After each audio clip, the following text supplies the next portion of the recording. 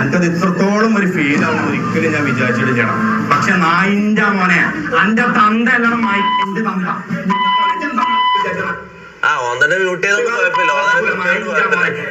പിള്ളേരെ വെച്ചിട്ട് ഇന്നെ കൂട്ടാൻ വന്ന നായിന്റെ മോനെ അടിച്ചിടന്ന മൂന്നത്തെ പല്ല് ഞാൻ കൊടുക്കും. ജിന്നെ പറഞ്ഞുകൊണ്ടെങ്കിലേ എനിക്കൊരു പ്രശ്നമില്ല നായ.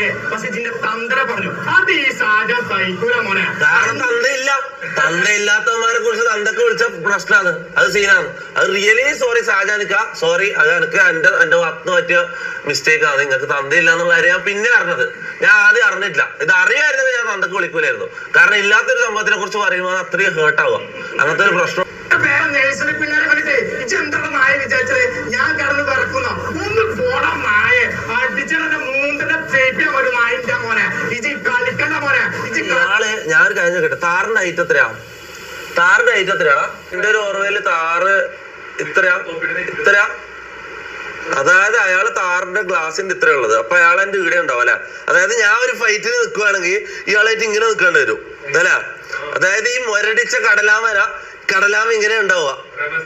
ഈ ഉടുമ്പ് പോലത്തെ സാധനത്തിന് ഞാൻ എന്ത് ചെയ്യാനെന്ന് ഇയാളെല്ലാം അടിക്കൂന്നാ പറയുന്നത്. ഇയാളെല്ലാം അടിക്കൂന്നാ ഞാൻ പറയുന്നത്. ഒരു ചവിട്ട് കൊടുത്തിട്ട് ഞാൻ വിടും. ഈ മുരടിച്ച ആമയായിട്ട് ഞാൻ ഫൈറ്റ് എടുക്കണം.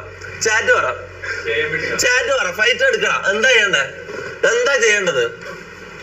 ഇതിനെ ഞാൻ എന്താ ചെയ്യേണ്ടത്? ഈ ഉടുമ്പിനെ ഞാൻ എന്താ ചെയ്യേണ്ടത്?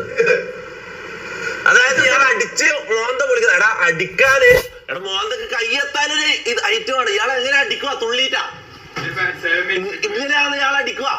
ഇയാളെങ്ങനെ അടിക്കുവല്ല? ഇയാളെ